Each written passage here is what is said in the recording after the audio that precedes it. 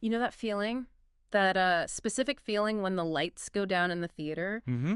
The chatter kind of stops, and the screen just like, well, it just comes alive, right? Yeah, totally. It's like a switch flips. Exactly. And you're just completely transported. You're sucked into this whole other world, living someone else's life for, I don't know, a couple hours. It's a really powerful thing, isn't it? Yeah. That shared experience in the dark. It really is. It's this amazing escape. You just get totally immersed.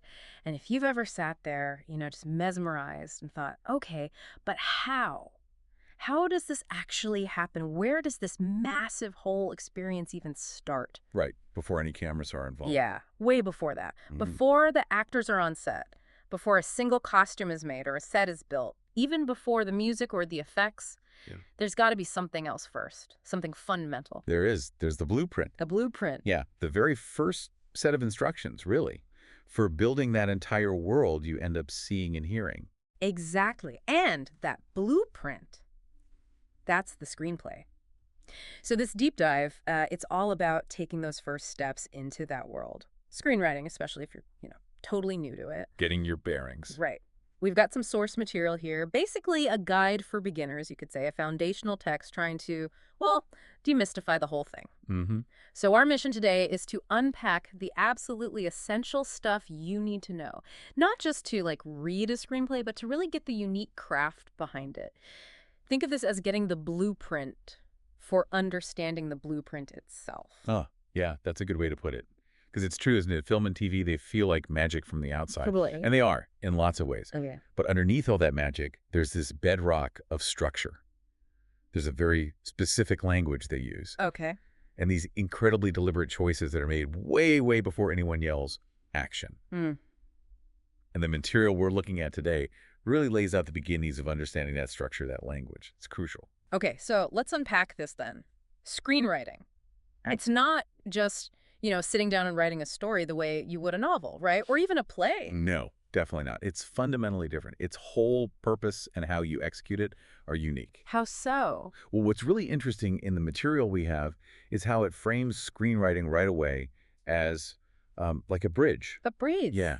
It connects the world of, say, pure literature telling a story with words that mostly engage your internal imagination with a very concrete, very specific, and collaborative reality of visual and auditory media, film and TV. Right, and that key phrase in the source, Right. the visual and auditory experience, that seems critical. It is. That's the main differentiator. As a screenwriter, you're not just describing feelings in long paragraphs or diving deep into a character's inner thoughts like a novelist might. Uh-huh. Your main focus, your primary focus, has to be on what the audience is going to see and what they're going to hear when that script gets translated to the screen. So everything serves that goal, what we see, what we hear. Precisely. Yeah. That focus on the sensory stuff is paramount. I mean, think back to that image, the material you use, you sitting in the dark theater, the lights go down, screen pops. Yeah, you're transported. That feeling, that experience for the audience member, that's the ultimate goal. That's what the screenwriter is working towards from page 1, line 1. Every single word, every line of dialogue, every action description, it's all aimed at creating that specific visual and auditory result that someone in that dark room is going to perceive. Okay, so it's a bridge focused on sight and sound, connecting story to screen. And then there's this idea of the screenplays, the blueprint. Right. Why is that metaphor so common, so accurate? Well, the source material really nails it, calling it the detailed plan, Right. because it really is the foundational document for everyone involved in making a film or a TV show. And that's a complex process, involves a lot of people. Yeah, tons of different departments. Exactly. Think about it. The director uses it to figure out shots, plan scenes. The actors, they use it to understand their character, motivations, learn their lines. Yeah. The cinematographer plans the lighting, the camera angles, all based on those action descriptions. The production designer builds the sets, finds locations based on what's written. Costume designer, sound mixer. The editor uses it to piece everything together. The composer gets inspired for the score. I mean, it really touches every single person, every department, on set, and even in post-production. Wow. Okay. It's the central document. It is. It's the skeleton, the skeleton that the whole cinematic body is built on. And without that clear, detailed skeleton, that one common reference point everyone shares, well, the body couldn't stand up. It certainly couldn't move or perform as one cohesive thing. Yeah. The screenplay is like the single source of truth for the story and how it's going to look and sound. And the source calls screenwriters the architects of imagination. That sounds pretty grand. It does, doesn't it? But how do they actually do that? How do they build these worlds and images just with words, especially if they're aiming for, conciseness? It comes down to incredibly intentional, precise word choices. Within that very specific format we're going to talk about, Okay. they paint vivid pictures, not with long, flowery paragraphs, but with really concise action lines. Lines that immediately tell the reader, who might be a busy producer or director, exactly what's happening visually and auditorily. So just the key actions. Right. And they bring characters to life not just by describing them, but mostly through how they talk, their unique dialogue. Oh, yeah. Every scene, every sequence, every transition. It's all crafted to guide the audience's emotional journey. Just like an architect designs a building to guide you through spaces, controlling how you experience light and flow. Huh. That makes sense. So it really highlights the power and the absolutely fundamental importance of the screenwriter.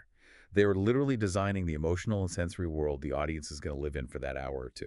Okay. So, screenwriting and bridge, visual auditory focus, the blueprint, built by these architects of imagination.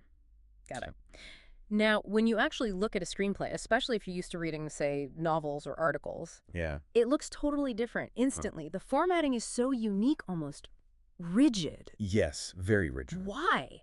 Why does that specific standardized format matter so much? And that's a really critical point. The source material makes sure to emphasize why all these rules, Yeah. the specific structure, the style, the format. It's not just some arbitrary creative thing. It's primarily for clarity Yeah.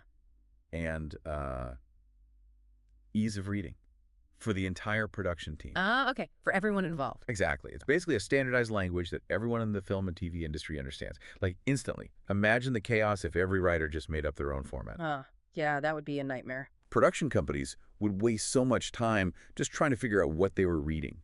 So this format ensures that anyone, anywhere in the world, basically, can pick up a script and immediately know what's going on. Where's the scene? Who's talking? What are we seeing? It's like the industry's operating system in a way. Pretty much. It's the common language. Okay, so let's break down some of these key formatting elements the source mentions. First, just the look of the page, the margins, the font. It's super specific. It is. Extremely. The source points it out. You have to use 12-point Courier font. Courier, like an old typewriter font. Exactly like that. Yeah. And you need 1-inch margins on all 4 sides. Top, bottom, left, right.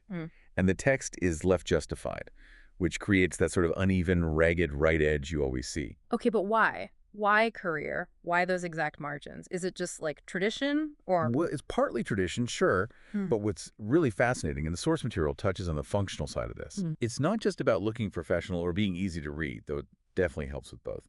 Historically, and still very practically, this specific combo of font and margins helps estimate screen time.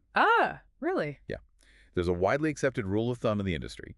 1 page of a properly formatted screenplay equals roughly 1 minute of screen time. Wow. Okay. So if you have a 120-page script, everyone assumes it's aiming for about a 2-hour movie.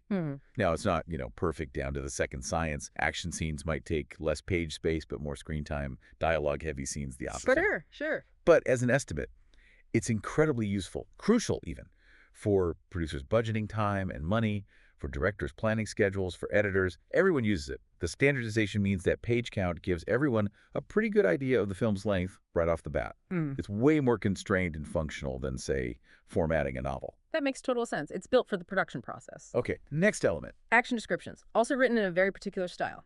Absolutely. They have to be written exclusively in the present tense. Yeah. And in the active voice. Okay, present tense, way. Doesn't John open the door sound more natural than John opens the door? You'd think so, maybe, from a novelist's perspective.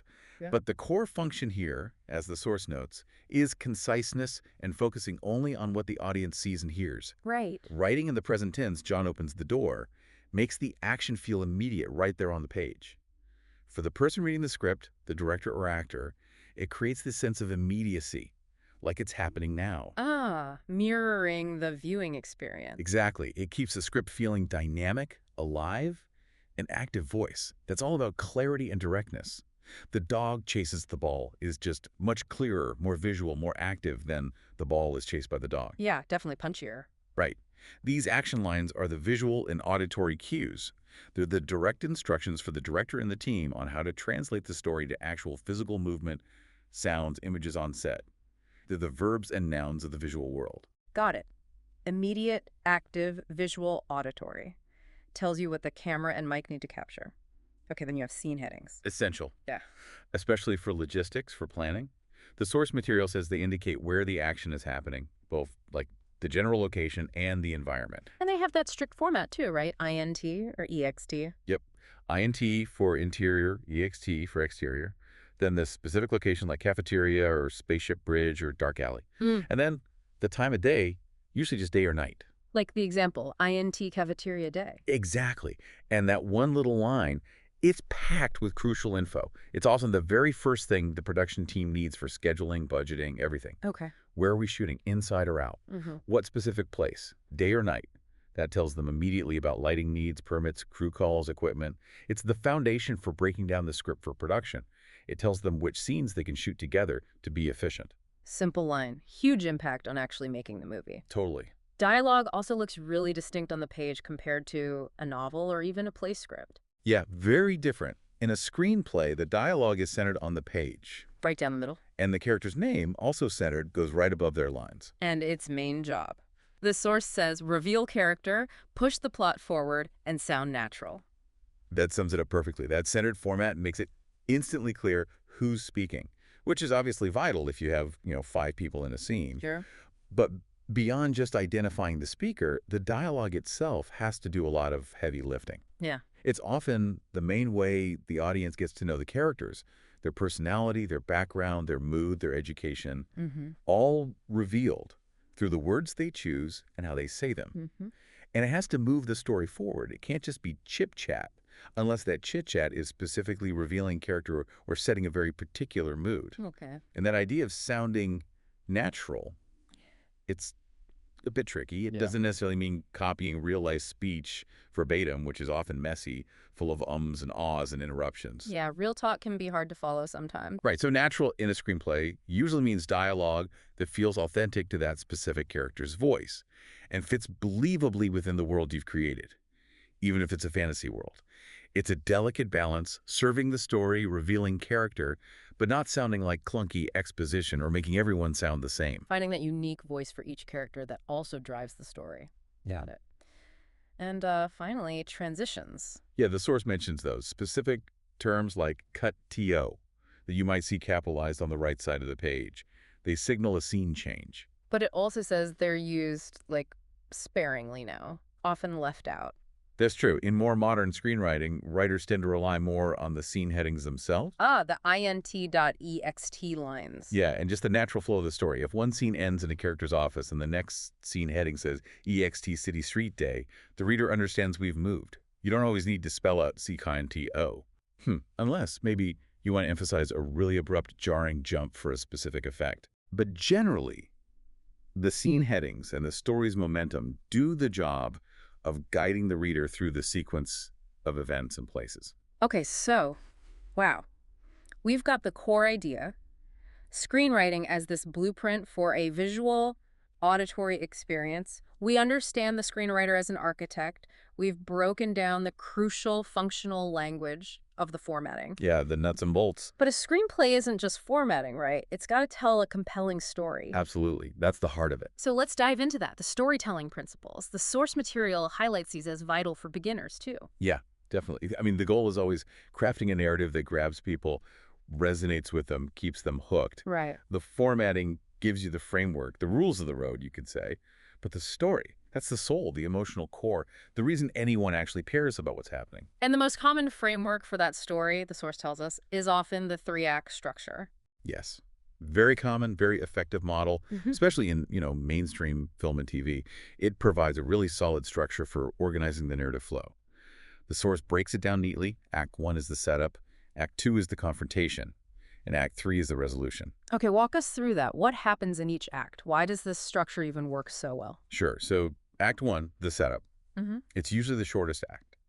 This is where you introduce your protagonist, the main character we're following. Okay. You establish their ordinary world, what their life is like before everything changes. You introduce key supporting characters. And crucially, You hit the inciting incident. The inciting incident. Yeah, that's the event that shakes up the protagonist's normal life. Yeah. It introduces the central conflict, the main problem they have to deal with for the rest of the story. So Act 1 is all about laying the groundwork, getting the audience oriented, invested in the character, understanding the basic problem, setting the stakes, Got it. Sets things in motion. Then Act 2. Confrontation. Sounds intense. It usually is. Act 2 is the longest part of the script, generally. This is where that conflict introduced in Act Light really ramps up. The protagonist tries to solve the problem, achieve their goal, but they run into obstacle after obstacle.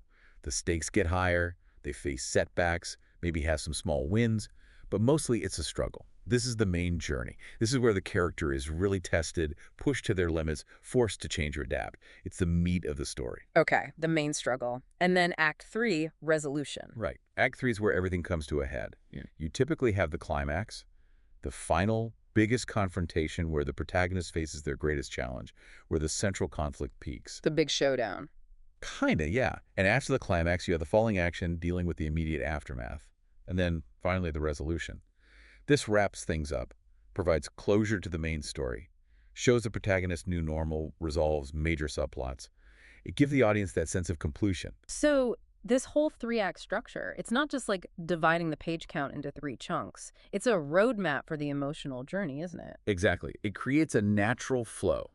Rising action, building tension through Act 2, hitting that peak in Act 3, and then giving you a satisfying release and conclusion. It helps manage the pace and keeps the audience engaged by constantly raising the stakes and pushing the hero forward. And right at the center of that structure are the characters. The source really hammers this home, calls them the heart of any screenplay. They absolutely are. Yeah. I mean, you can have the most thrilling plot twists, the most amazing visual effects, but if the audience doesn't connect with the characters, if they don't care what happens to them, It falls flat. totally flat. So the material rightly emphasizes developing characters with real depth. They need clear motivations. What do they want? They need believable flaws. What are their weaknesses? And they need unique voices. How do they talk? Why are flaws so important? Yeah. And unique voices. Yeah. Seems like you'd want a heroic character. Well, flaws are crucial because they make characters relatable. They make them feel human. Oh, okay. Perfectly heroic characters are often just boring and unbelievable. It's a character's struggles, their weaknesses, their internal conflicts, the mistakes they make. That's what makes them feel real. That's what lets the audience empathize. Plus, flaws create internal conflict, which can be just as gripping as fighting a dragon or whatever. Makes sense. And unique voices, like we touched on with dialogue. It's vital. If everyone sounds the same, the dialogue feels fake, and you miss a huge chance to show personality just through speech patterns. A character's voice should reflect who they are, their background, education, mood, attitude, everything. And the source also says each character needs clear goals and obstacles. Yes, this is what drives the story forward. Yeah. It's the engine. A character without a clear goal, they don't know what they want, so they have no direction. They just drift. Right. A character with a goal but zero obstacles. Well, they achieve it instantly, and boom, story's over. No drama. So goals give characters purpose. I need to find the lost city. I want to win the championship. I have to expose the conspiracy. Obstacles create the conflict and tension. But deadly traps guard the city. But the reigning champ is undefeated. But powerful people are trying to silence me. Gotcha. Goal versus obstacle. That dynamic is what propels their journey. What does this character desperately want? And what or who is standing in their way? Answering that is key. Speaking of what drives things, conflict and tension, the source flags these as the engine of the story. They really are. They're the fuel for drama. Conflict is just the basic struggle, right? The clash of opposing forces. And the material points out 2 main types. You've got internal conflict. Inside the character. Yeah, like a tough moral choice, Yeah. overcoming a fear, battling an addiction, stuff happening within them. And then there's external conflict, the struggle against outside forces. Like a villain or nature. Exactly. Fighting a bad guy, surviving a storm, facing prejudice in society, dealing with a malfunctioning spaceship. Anything outside the character.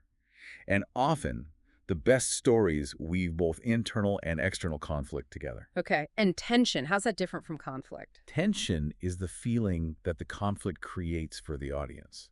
It's the experience of the stakes. Ah. It's what keeps you hooked, on the edge of your seat, leaning in, wondering, oh my God, what's going to happen next?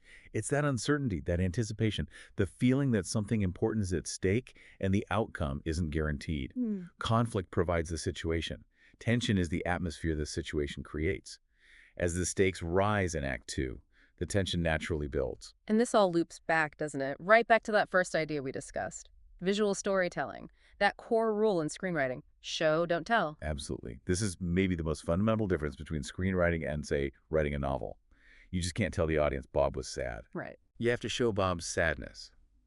Through his actions, maybe he slumps his shoulders, avoids eye contact, kicks a chair. Through his nonverbal cues.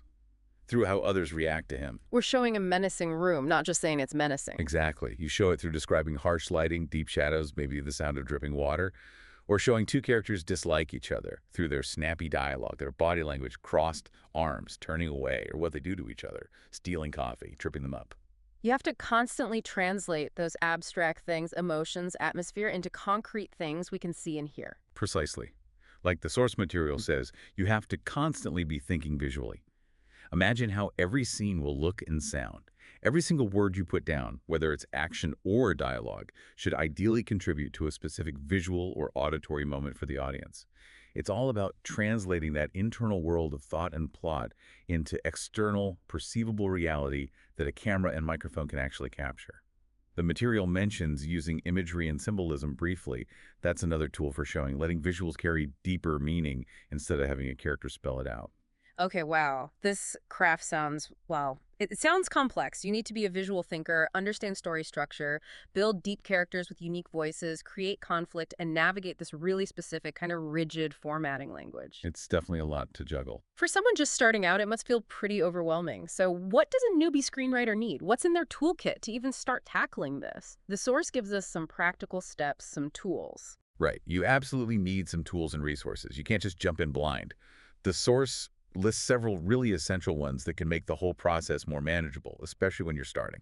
Okay, first up, screenwriting software. The source specifically mentions software like 12 Point. Yes, and the function of this software, as the source describes it, is absolutely key. It's designed specifically to help streamline that whole formatting process we talked about. All those rules, margins, centering. Yeah, all those rules, the courier font, the margins, the centered dialogue, the scene headings, the automatic QNTD for dialogue breaks, trying to do all that manually in like Microsoft Word. It's incredibly tedious. I like that. It's time-consuming, and you're almost guaranteed to make mistakes. And even one wrong tab setting or margin can mess up your page count estimate and just make your script look unprofessional. So software like 12 Point, it just handles all that automatically. It takes care of the technical stuff. Exactly. The source highlights how these tools let you focus on the creative side. The story, the characters, the dialogue. The software handled the technical formatting in the background, making sure everything meets industry standards. That sounds like a huge relief. It really is. You can just concentrate on writing great action lines or snappy dialogue, and when you hit Enter or Tab, the software puts it in the right place on the page. For a beginner, that's invaluable. It removes a major technical hurdle.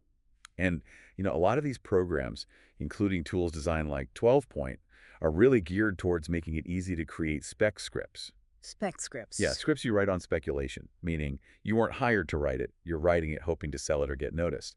The software often has templates and features just for that. And importantly, they usually make it super easy to share your script digitally. For feedback. Exactly. For getting feedback from other writers, maybe sending it to potential collaborators or agents down the line. It ties right into that community aspect the source also mentions. It handles the formatting and helps you get it out there. Okay, that sounds incredibly useful. Puts the energy into the story, not the tabs. What else is in this starter toolkit? Storyboarding. Yeah, the source suggests visualizing scenes using rough sketches or storyboards. Now, hold on. A screenwriter works with words. How does drawing pictures help the writing? I'm no artist. Yeah, most screenwriters aren't professional artists. But it's not about creating masterpieces. Even just rough stick figures or simple boxes representing shots can be a huge help. Oh. It acts like another bridge, really, Yeah. between the written word and the final visual medium. It forces you to think through the visual flow of a scene before you even write it sometimes. Okay. Like, how many shots might this sequence need? What's a good camera angle for this reveal? How do the characters actually move around in this room I've described? The source says it helps plan shots and transitions. You're basically pre-visualizing. Thinking like a director while you're still writing. Exactly. It reinforces that visual thinking we keep talking about. And sometimes sketching it out can help you spot problems like, oh, wait, this blocking doesn't make sense, or even spark new visual ideas you wouldn't have gotten just from typing. Interesting. Okay, another tool, or maybe a habit, just consuming media critically. Reading screenplays, watching movies. Oh, absolutely non-negotiable. A screenwriter has to be a student of the game, a keen observer of both, well, human nature and the craft itself. The source recommends studying actual screenplays you can find tons online and watching films with a critical eye. What should you be looking for when you do that? Not just enjoying the movie. Well, enjoying it helps, Yeah. but you're also analyzing how the pros did it. How did they solve the problems you're facing? Yeah. Like, how did they convey that complex emotion with just action and dialogue? How do they build suspense across 3 scenes? How do they introduce that character so effectively in just, like, half a page? How do they handle transitions? Reading the script shows you the blueprint, the words that led to the screen image, and then watching the movie critically, maybe even comparing it to the script if you can, lets you see how that blueprint was interpreted. Why did they make those choices on the page to get that effect on screen? It's like reverse engineering the craft. Every movie, every script is a potential lesson. Makes sense. Learn from the masters. Now, it sounds like writing can be pretty lonely work, right? Just you and the keyboard. It definitely can be. Yeah. Very isolating sometimes. So the source material suggests joining screenwriting communities. Absolutely vital. And this connects back to that sharing function in the software, right? Yeah. The source highlights the huge value in connecting with other writers Mhm. for feedback, for advice, and just for, support. Like online forums, workshops, writing groups. All of the above. These communities are invaluable. Why? Because screenwriting is so subjective. It's incredibly hard to judge your own work objectively. Yeah. Getting fresh eyes on your script from people who understand the format, the goals, getting constructive feedback, both good and bad, it's essential for improving. They'll spot weaknesses you're blind to. They'll tell you how your story is actually landing. Mm-hmm. Plus, you get advice from writers who are maybe a bit further down the road. And honestly, just having a network of people who get the specific frustrations and challenges of screenwriting, Yeah. that helps combat the isolation, Yeah. keeps you motivated, and builds connections. It's huge. Okay. And the last tool, or maybe mindset in the toolkit section, persistence and learning. Yeah, this might be the most important tool overall, even though it's not, a thing you can buy. The simple truth is, screenwriting is a skill. Like learning an instrument. Exactly. Or a sport, or painting, or anything complex. It gets better with practice, consistent, dedicated practice. Your first script, it probably won't be amazing. Maybe not even your 10th script. Okay, managing expectations. Right. You're going to face rejection. You'll hit writer's block. You'll have doubts. It's part of the process. So the key is not to get discouraged by those early bumps. Exactly. You have to embrace it as part of the learning curve. Keep writing. Keep learning from every script you finish, even if it's terrible. Learn from every piece of feedback, every movie you analyze, every script you read. Even if a script never sells or gets produced, the act of writing it makes you a better writer for the next one. It's a journey of continuous improvement. You just got to stick with it. So there we have it. A welcome to the screenwriting journey, as the source nicely puts it. It really does sound like a discipline that's both an art Requiring imagination, creativity, and a craft. requiring technical skill, knowledge of the rules, structure. Yeah, both sides of the coin. And like any craft, your skills will get better Mhm. with time, with dedication, with actually doing the work. It's all about embracing that process, the learning and the doing. And the source material even kind of hints that this is just scratching the surface, right? Mentions upcoming entries, exploring things in more detail. Oh yeah, which just shows how deep this subject goes. You could study screenwriting your whole life and still be learning. Always more to refine. It really is a lifelong pursuit if you fall in love with it. But you gotta start somewhere, right? Write that first page, that first scene. And the source ends with this really nice call to action. Grab your keyboard, fire up your imagination, and just embark on this storytelling adventure. It really is an adventure. Trying to translate those pictures in your head into a blueprint someone else can build from. Taking the intangible and giving it form. Yeah, that's You know, if we circle back to that blueprint idea and that really strict, almost rigid formatting we talked about earlier. the courier font, the margins. Yeah, all that stuff. It might seem, I don't know, counterintuitive at first. You might think, wow, all these rules, doesn't that just stifle creativity? Like, more rules equals less artistic freedom, right? That's a totally logical assumption. Rules often feel like they box you in. But what's actually kind of fascinating here, and it's sort of woven into why the format is useful, according to the source, Yeah. is that the structure itself, that clear universal blueprint, that's actually what provides the freedom. How do you mean? Well, by having this standardized, unambiguous format that everyone understands, it removes all the guesswork for the production team. They aren't wasting energy trying to decode some unique document. Okay, so it clears the way. Exactly. It allows their energy, their creativity, the director's vision, the actor's performance, the DP's eye, the designer's craft to be focused not on figuring out the format, but on interpreting that standard blueprint in the most imaginative way possible. It's like the clear, solid structure of the screenplay provides the stable foundation. The foundation upon which all the other creative contributions can be built. Right. It's the structure that allows the imagination of the entire team to soar. The constraints of the format paradoxically enable the creative freedom of execution. Huh. The shared language allows for a clearer, more creative conversation about the vision. Exactly. The blueprint provides the solid ground so the magic can actually be built. Oh. A good thought, maybe, to leave you with as you think about this craft.